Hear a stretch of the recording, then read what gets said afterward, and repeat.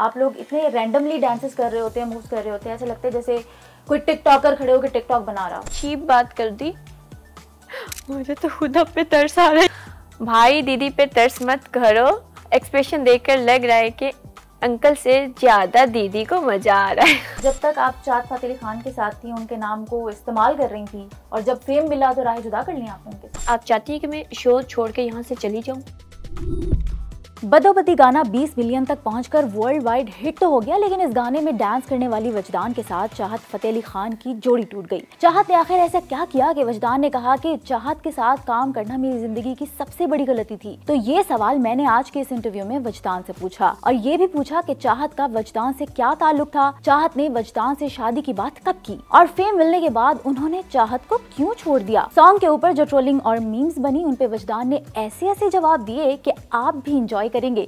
So interview को and तक देखें। अस्सलाम वालेकुम, कैसी हैं आप? वालेकुम सलाम, मैं ठीक हूँ, आप कैसी हैं? मैं बिल्कुल ठीक हूँ। बदोबदी फेमस होने के बाद आप भी फेमस हो गई, कैसा लग रहा है आपको? अच्छा लग रहा है, फेम किसे नहीं अच्छी लगती है। पता कैसे चला था कि ये गाना वायरल हो रहा है? मुझे मेरे इंस्टा पे मैसेज बहुत आना शुरू हो गए थे, और वो सारे मैसेज जो आ रहे थे वो इंडिया से आ रहे थे मुझे। क्या इस गाने के बाद इतनी पॉपुलैरिटी जो आपको मिली, कहीं से ऑफर भी आई है पाकिस्तान के अलावा किसी और मुल्क से? इंडिया से काफ़ी ज़्यादा ऑफर आ रही है मुझे। अच्छा। लेकिन बस प्रॉब्लम वो यही है कि तो मुल्क हैं, इस तरह के मुल्क हैं कि ताल्लुकात अगर हम खुशगवार करना चाहें भी तो नहीं हो सकते। तो अभी यहाँ पे रहकर उनके लिए थोड़ा बहुत काम कर रही हूँ। तो वो यही बदोबदी टाइप के सॉन्ग्स हैं या किसी और टाइप के हैं, कोई और थीम है? नहीं, मेरी ख्वाहिश है कि मैं इस छाप मेरे पे लग चुकी है, लोग मुझे बदोबदी गर्ल कह रहे हैं, इस छाप से मैं निकलूं और उन्हें बताऊं कि ये जो मैंने फन किया था इसके अलावा भी मैं कोई अच्छा काम कर सकती हूँ। नहीं, आप कह रहे हैं मेरे ऊपर छाप लग गई है, तो आपने हामी क्यों भरी इस गाने के लिए जब आपको पता था कि चाहत ऐसी ही वीडियोस बनाते आ रहे हैं? इससे पहले भी कोई वीडियो की है चाहत के साथ, ये पहली है? मेरी चाहत के साथ पहले ये 6 गाना था मेरा, उनके साथ 6 गाने कर चुकी हैं, और आपको आइडिया नहीं हुआ कि चाहत ऐसी वीडियोस बनाते हैं? मतलब इतने ज्यादा वायरल नहीं जाते थे, वो छोटा मोटा जाता था। तो वायरल तो एक अलग चीज है ना, लेकिन जिस तरह के कंटेंट वो बनाते हैं या जैसे डांसेस वो करते हैं और लोग उनको जिस तरह से ट्रोल करते हैं, आप भी उस ट्रोलिंग का हिस्सा बनिए। आपको आइडिया इतना तो होगा ना कि अगर 1 लाख पे भी जाती है वीडियो तो मुझे तो लोग कम से कम ट्रोल करेंगे ना। 1 लाख लोग मुझे देख रहे हैं। एक्चुअली बात ये थी कि जब मैं चाहत थे लंदन में और मैं थी पाकिस्तान में, तो मैं यहाँ से वीडियो बना के जब चाहत को भेजती थी तो वो एडिटिंग के दौरान मेरा फेस बहुत कम होता था, जिसकी वजह से लोग मुझे पहचान नहीं पाते थे और मैं बच जाती थी, मुझे ट्रोल नहीं किया जाता था। ये फर्स्ट सॉन्ग था कि मैं इतना फ्रंट पे आई और लोगों ने मुझे पहचाना, और मतलब बैड लक कह लें या गुड लक कह लें कि मतलब लोगों की नज़रों में मैं आ गई और मुझे ट्रोल नहीं किया गया। इस हवाले से जब मैंने स्टार्टिंग में वीडियो बनाई कि आप लोग मुझे ट्रोल क्यों कर रहे हैं, मैंने तो आप लोगों के चेहरे पे स्माइल आने के लिए ये सब किया, तो मुझे मैसेज आया आपको ट्रोल नहीं कर रहे हैं, आप बहुत अच्छी लग रही हैं, आपने अपना बेस्ट देने की कोशिश की है। मुझे डांस नहीं आता, लेकिन मतलब चाहत साहब की जब मैंने उनसे पूछा कि हमने क्या करना है, तो उन्होंने कहा वजह जी आप हिलना है, आपने मतलब जो कुछ भी कर सकती हैं आप कैमरे के सामने कर लीजिए। फिर आपको जो आया आपने कर लिया? कर लिया मैंने, बस कर लिया। उसके बाद आपने नहीं सोचा कि क्या इसके कॉन्सिक्वेंसेज होंगे, क्या नताइज होंगे? मुझे आइडिया ही नहीं था कि इस कदर वायरल जाएगा और मुझे मतलब बहुत कुछ फेस भी करना पड़ेगा, बहुत इंटरव्यूज देने पड़ेंगे या फिर मुझे सफाइयाँ भी देनी पड़ेंगी इस हवाले से। नहीं तो देखिए, जब इंसान अपनी मर्जी से कोई काम करता है तो उसमें उसका कॉन्सेंट होता है ना। आप बाद में ये बता रही हैं कि चाहत ने मुझे जिस तरह से वीडियो में टच किया, मुझे अच्छा नहीं लगा, मेरे बाल पीछे किए, तो आप उस वक्त वहां मौजूद थी। क्या वो वीडियो जब शूट हो गई आपने मना नहीं किया उनको कि इस तरह से ना करें, ये वाली क्लिप आपने नहीं लगानी, अगर आप ये लगाएंगे तो लोग मुझे ट्रोल करेंगे? और जो रिलीज हुई 20 मिलियन लोगों ने देखी है, 20 मिलियन लोगों ने आपका फेस भी देखा है, और लोग यही कह रहे हैं कि क्या मजबूरी थी अपने दादा की उम्र के बंदे के साथ ऐसी हरकतें करते हुए? बात यही है कि चाहत ने 3 बार गाना शूट किया था, तो मुझे बिल्कुल भी आइडिया नहीं था कि ये सीन जो है ये, क्योंकि पहले कभी भी इस तरह नहीं हुआ था कि वो सीन इस तरह के ऐड किए जाएं। आई डोंट नो कि इस बार उन्होंने क्यों ऐड किए हैं और मुझे फिर सफाइयाँ देनी पड़ी। पहले वीडियोस में भी शूट हुआ करती थी इस तरह की? नहीं, पहले जो 4 थी वो मैं पाकिस्तान में थी, वो इंडिया में थे। एक गाना हमारा इकट्ठा शूट हुआ था, लेकिन उसमें इस तरह का कोई सीन नहीं था, लेकिन ये फर्स्ट वीडियो थी जिसमें थे, और जब गाना रिलीज किया उससे पहले एक बार भी मुझे नहीं दिखाया गया। आप लोग की इतनी अच्छी जोड़ी थी, 6 वीडियोस आप लोगों ने इकट्ठे शूट किए, ठीक है। उसके बाद उन्होंने एक पॉडकास्ट में जाके कहा कि वजदान तो 47 साल की हैं, कोई छोटी बच्ची थोड़ी है, बड़ी है, एज में बड़ी है, मैं तो 27 साल का हूँ। फिर आपने भी एक रिएक्शन वीडियो बनाई। जब गाना वायरल हुआ तो उसके बाद मैंने एक वीडियो बनाई जिसमें मैं रो रही थी, मतलब रो नहीं रही थी, मैं फ़न कर रही थी कि प्लीज़ आप लोग मुझे ट्रोल ना करें ये वो। तो चाहत को लोगों ने बहुत कॉल्स की, मैसेज किए कि वजदान क्यों रो रही है, आपने कुछ कहा है उसे। तो चाहत इस चीज़ से शायद इरिटेट हो गई, उन्होंने मुझे कॉल की और मैसेज किया कि वजदान आप ये स्टूपिड यूट्यूबर्स वाली हरकतें क्यों कर रही हैं। मुझे बुरा लगा ये सुन के, और मैंने उन्हें बताया ये सिर्फ एक स्टंट समझ लें या फ़न समझ लें, ऐसी कोई बात नहीं, आपको पता है कि मैं रो नहीं रही हूँ, मैं सिर्फ एक फ़न कर रही हूँ। लेकिन उसके बाद भी चाहत साहब ने वो वीडियो बना दी कि मैं वजदान को जब अपनी किसी भी मॉडल को जब गाना करती हैं तो मैं 5,000 रुपया फ़ौरन दे देता हूँ और मैं खाना भी खिलाता हूँ। तो मैं पहले भी बता चुकी हूँ कि 4 वीडियोस मैंने उन्हें तब भेजी थी जब वो लंदन में थे, मैं पाकिस्तान में थी। तो ना तो वो एक टैक्सी चलाते थे लंदन में, तो वो इतने अमीर तो थे नहीं कि मुझे बुला के वहाँ पे खाना खिलाते या फिर खुद यहाँ पे आके मुझे खाना खिलाते। तो वो झूठ बोला उन्होंने इस बात पे। और 5वें गाने की जब टाइम आया तो वो मेरी ही तरफ थे, जहाँ पे हमने अपनी ही सोसाइटी में वो गाना शूट किया, तब भी उन्होंने झूठ बोला। हाँ, बदोबदी पे जब रोज़ों में हमने जो था ये गाना शूट किया, तो तब हमने रोज़ा जो था वो इफ्तार करने के बाद गाना शूट किया था। और चाहत साहब ने मुझे 4,000 रुपये दिए थे गाने के, और जो 1,000 रुपया था उन्होंने मुझे खाने का दिया था कि ये आप खाना खा लीजिएगा। मेरी उनसे कभी इस हवाले से, मतलब पैसों के हवाले से मुझे कोई लालच ही नहीं था। मुझे खुद भी पता था कि वो पिछले 8-10 साल से स्ट्रगल कर रहे हैं और वो खुद भी लंदन में टैक्सी चलाते हैं, तो मैं उनसे किस चीज़ की डिमांड करती। ट्रोलर्स ये कह रहे हैं कि जब तक आप चाहत फ़तेह अली खान के साथ थी, उनके नाम को इस्तेमाल कर रही थी, और जब फेम मिला तो राहें जुदा कर ली आपने उनके साथ। मेरी तरफ से राहें जुदा कभी भी ना होती। चाहत साहब ये जो फजूल किस्म की वीडियोज़ यहाँ करना बनाते, तो लोग मुस्कुरा रहे थे। मुझे खुशी है कि 20 मिलियन लोग उनके चेहरे पे समाइल आई है, हमने कुछ गलत नहीं किया। आपने अपनी एक वीडियो में कहा कि अगर मुझे किसी भी किस्म का कोई भी नुकसान पहुंचा तो उसके जिम्मेदार भी चाहत होंगे। मैं कभी भी ना ये बात कहती, लेकिन जब चाहत ने वो एक बहुत ही खाने पीने वाली चीप बात कर दी तो मैं हर्ट हुई थी, बहुत ज़्यादा मैं हर्ट हुई थी। तो मुझे था कि कहीं ना कहीं से कोई ना कोई रिएक्शन आएगा, कोई ना कोई मुझे कॉल करेगा कि ये वीडियो हटा दो, जिसमें मैंने पहले ही क्लियर कर दिया कि अगर मुझे किसी किस्म की कोई कॉल आई, मुझे फोर्स किया गया, तो मैं वो भी सोशल मीडिया पे सामने लेके आऊँगी, मैं डरूंगी नहीं। चाहत से मुलाकात कैसे हुई, लिंक कैसे बना? अच्छा, मुझे ना नुसरत फ़तेह अली खान बहुत ज़्यादा पसंद था, तो कैफ़े वगैरह में मैं जाती थी तो नुसरत की फ़ोटो लगी होती थी, तो मैं उसके सामने खड़े होकर उन जैसा पोज करके फ़ोटो लेती थी, अपलोड कर देती थी सोशल मीडिया पे। तो एक दिन मेरे दोस्त ने कहा कि अब एक ऐसा सिंगर आ चुका है कि तुम नुसरत फ़तेह अली खान को भूल जाओगी। मैं बहुत हैरान हुई, मैंने कहा ऐसा कौन आ सकता है? तो उन्होंने मुझे मेंशन किया चाहत फ़तेह अली खान की पोस्ट पे। अच्छा। जब मैं वहाँ पे गई, मैंने अपने दोस्त का जो हाल किया वो तो अलग कहानी है। हाँ। खैर वहाँ पे मैंने कमेंट किया, जिसकी वजह से चाहत साहब मेरे इनबॉक्स में आए और बड़े अच्छे तरीके से उन्होंने बात की। मैंने भी उनसे बात की, उन्होंने कहा कि जब मैं पहला गाना बनाऊँगा तो मैं आपको मॉडल लूँगा। मैं हंस पड़ी थी और मैंने कहा ओके। और फिर जब कुछ टाइम बाद उन्होंने मुझे कहा कि आप कुछ वीडियोस मुझे भेजें, मैं अपने गाने को जो है ना वो वीडियो की शक्ल में लाना चाह रहा हूँ। तो देन मैंने उन्हें कुछ वीडियोस जो थी ना वो अपनी भेजी और उन्होंने एडिट करके हमारा पहला सॉन्ग आया। तो जब आप चाहत से मिली तो आपने उनको नुसरत जैसा पाया? या आप मेरे साथ मजाक कर रही हैं? मजाक तो आपके दोस्त ने आपके साथ किया था ना? मैंने उसका बहुत बुरा हाल किया था। क्या किया था, थोड़ा सा बताएं। मैंने उसे बहुत बुरा भला कहा था। मैंने कहा था आइंदा मैं तुम्हारी किसी बात पे एतबार नहीं करूंगी। अच्छा, ठीक हो गया। उस वक्त गुस्सा नहीं आया जब वो आपके बाल पीछे कर रहे थे? मैं उन्हें बुजुर्ग समझती हूँ, मैं उनकी रिस्पेक्ट करती हूँ। वो जिस तरह कर रहे थे, मुझे हंसी, गुस्से की बजाय मुझे हंसी ज़्यादा आ रही थी। तो मैं अपनी हंसी कंट्रोल, आप लोग वीडियो में भी देख सकते हैं, बहुत से लोगों ने कहा भी कि अपनी हंसी कैसे कंट्रोल कर रही थी, तो वो बड़ा मुश्किल था। मैं अपनी हंसी कंट्रोल कर रही थी। अच्छा, आप लोगों ने ग्रीन क्रोमा पे शूट किया, बाद में एडिट हुआ, जो भी चीज़ें हुई, लेकिन जब चाहत आपको टच करते हैं उस वीडियो में, हमेशा हम देखते हैं कि पीछे एक बिजली गरज रही है, ऐसा क्यों किया?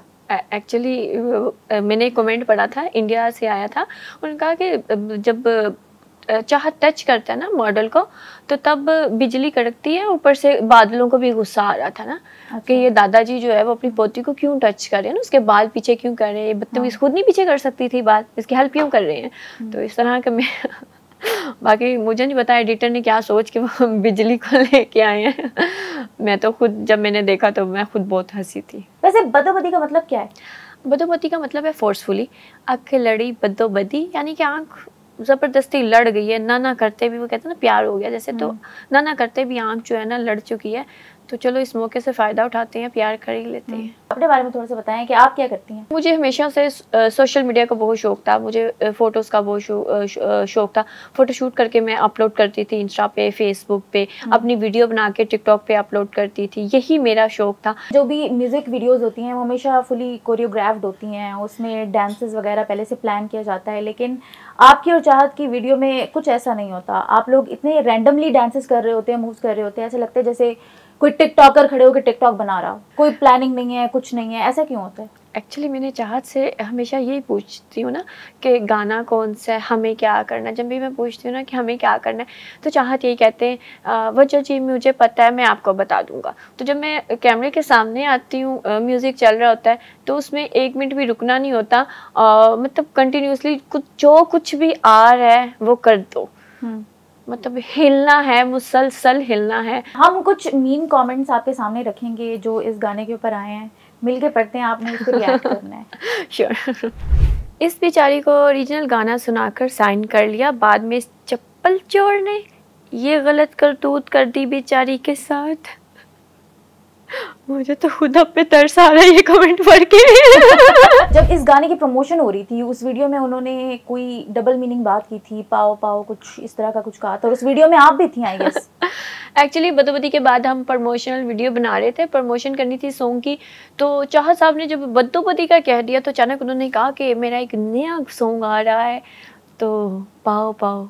तो जब मैं बॉस बैठी थी, यार ये क्या कह रहा है बंदा, मतलब कि किस तरह की वर्डिंग यूज़ करे। फिर जब उनका ना पाओ पाओ भंगड़ा पाओ, तो फिर मैंने कहा चलो, लेकिन वो पाओ पाओ मतलब जो बात की बात थी उन्होंने पहले कर दी और पहले वाली बात बाद में कर दी।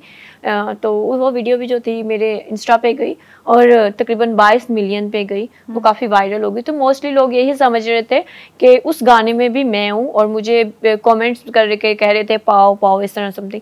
तो मैंने फिर एक्सप्लेन किया, मैंने कहा मैं उस गाने में नहीं थी, हाँ मैं जब चाहत प्रमोशन कर रहे थे तब मैं उनके साथ बैठी हुई थी। लड़की की कुछ मजबूरी होगी, कोई मजबूरी थी आपकी? मैं आज तक खुद ये सोच रही हूँ कि यार मेरी क्या मजबूरी थी। मेरे बच्चे रो रहे थे या मेरे पास खाने के लिए नहीं था। मुझे एक कमेंट का सामना करना पड़ा, मेरे इनबॉक्स में आया, दीदी आटा ख़त्म हो गया था कि आपने वो गाना कर लिया। भाई दीदी पे तरस मत करो, एक्सप्रेशन देखकर लग रहा है कि अंकल से ज़्यादा दीदी को मज़ा आ रहा है। जब हम शूट भी कर रहे थे तो दरमियान में मैं बहुत खिलखिला के हंस पड़ी। तो चाहत ने कहा वज्जो जी क्या हुआ, तो आपको वज्जो कहते हैं? वज्जो। अच्छा ठीक है। तो मैंने मेरे सामने मेरी बहन थी, तो मैंने कहा मुझे उसको देख के हंसी आ रही है ना, कहते चले चले कोई बात नहीं। फिर हम तो मैं बड़ी मुश्किल से ना, मतलब मैं एक्सप्रेशन नहीं थे मेरे, वो मैं हंसी कंट्रोल कर रही थी। अच्छा ठीक है, नेक्स्ट कमेंट। कल एग्जाम है, एग्जाम का प्रेशर दूर करने के लिए गाना सुन रहा था, अब जो पढ़ा था वो भी भूल गया। कल एक मीम मैंने देखी है, वीडियो देखी है, जो सर है वो कॉल करते हैं स्टूडेंट की मदर को, फादर को, कि आपका बच्चा कुछ नहीं पढ़ सकता, इसके दिमाग में हर वक्त चल रहा होता है। वो कहते क्या चल रहा था, कहते आए हाय ओए हाय। तो इस बच्चे के दिमाग में भी हर वक्त जो है ना आए हाय ओए होए चल रहा है। चाहत की कोई एक ऐसी आदत या चीज़ जो आपको बहुत ज़्यादा पसंद हो, और एक कोई बुरी आदत जो आपको बहुत बुरी लगती है? उनकी अच्छी आदत ये है कि वो बड़े खुश मजाज हैं और सबसे बहुत प्यार से मिलते हैं, बहुत ज़्यादा, मतलब किसी से भी मिलते हैं तो ये नहीं है कि गर्दन में उनके सरिया है और वो मुंह उधर करके हाथ मिला रहे हैं, ऐसा नहीं है। वो हाथ मिलाते हैं, बड़े प्यार से गले मिलते हैं, सेल्फी लेते हैं और उनसे पूछते हैं भैया आप क्या करते हो, कहाँ से हो। ये उनका बड़ापन है कि बहुत प्यार से मिलते हैं। हाँ, गंदी आदत ये है कि जो उनके मतलब कि जिन लोगों ने उन्हें सपोर्ट किया, उनके साथ चले, उनको आगे लेके आए, चाहे साहब इस मामले में थोड़े से एहसान फरामोश निकलते हैं कि उन्हें भूल जाते हैं। ये थोड़ी सी इनकी गंदी आदत है, बाकी ओवरऑल वो एक अच्छे इंसान है। Next comment. कौन कौन इस सॉन्ग को ना चाहते हुए भी देख रहा है? मैं नहीं चाहती थी सॉन्ग दोबारा देखूं, मतलब जब भी मेरा कोई गाना आता था तो मैं उसे एक टाइम में एक साथ नहीं देखती थी। कभी 15 सेकंड का देख लिया, फिर थोड़ा सा हौसला पैदा किया, खुद को मोटिवेट किया, फिर थोड़ा सा देख लिया। तो ये भी इसी तरह मैंने वो जो किस्तों में तो ना देखा। अभी कभी ये नहीं हुआ कि इतने टाइम में एक माह में मुझे इतना मेंशन किया है कि मैंने पूरा सॉन्ग सुना, ऐसा नहीं है। अभी भी मैं वो छोटे छोटे टुकड़ों में ही देखती हूँ। Next comment. मैं अपनी बाइक बेचकर इसकी सुपारी देने वाला हूँ, कौन लेगा? आप लेंगी? सुपारी लेंगी आप? ना ना, मैं ऐसा नहीं करती, मैं बहुत मासूम हूँ, मैं नहीं करती। और ये मजे की बात है, ये मेरी नहीं, चाहत की सुपारी दे रहे।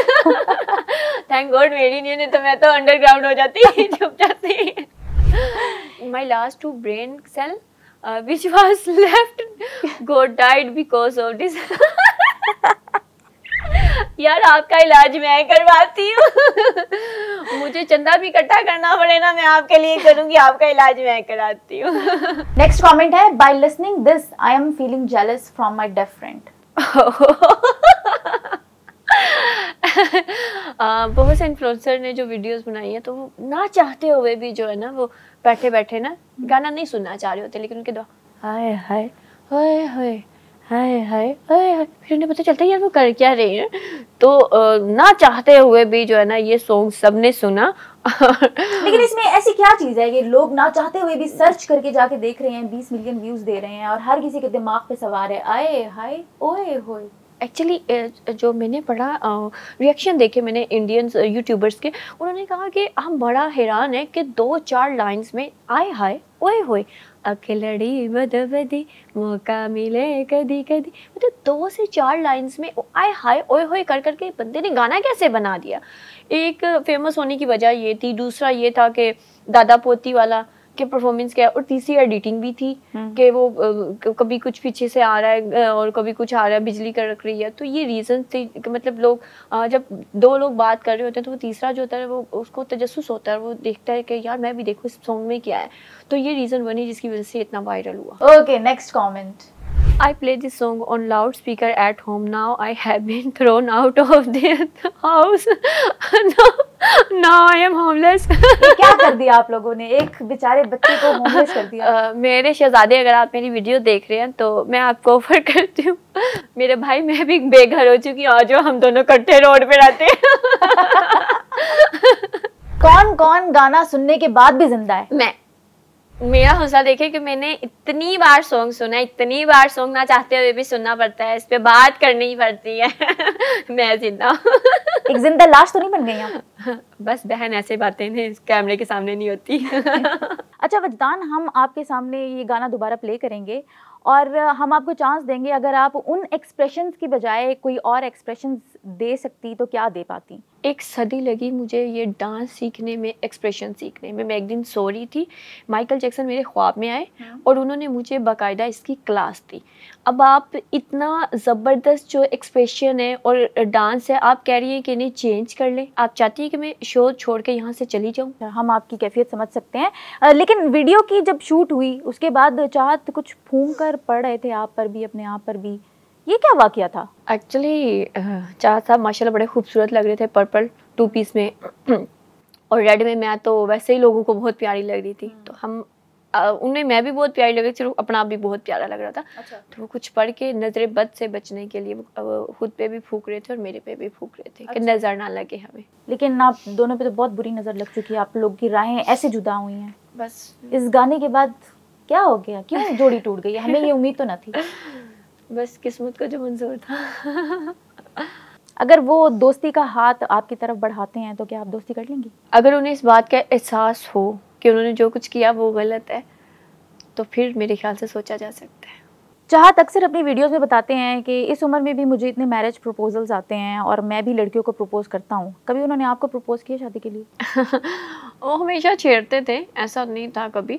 मतलब जब ये गाना वायरल हुआ तो उन्होंने मुझे मैसेज किया, वो इस मैसेज कि वजदान तुम्हारे लिए 4 लड़कों के रिश्ते आए हैं और वो तुम्हारा फ़ोन नंबर पूछ रहे थे। मैंने सबको कह दिया नहीं, वजह सिर्फ मेरी है। तो मैं ये सुन के हंस पड़ी थी, ये फ़न में था खैर। और उन्होंने एक बार और भी वीडियो थी, उसमें भी मतलब मुझे कहा था वजह जे तू थोड़ी जी मोटी होंदी मैं तेरे नाल ब्याह कर लेंदा। तो ये बात वो फ़न में कहते थे, कभी सीरियस मुझे उन्होंने ऐसी कोई बात नहीं की। और अल्हम्दुलिल्लाह मैं सोच भी नहीं सकती, मेरे लिए वो बुज़ुर्ग और बड़े हैं, मैं उनकी इज़्ज़त करती हूँ।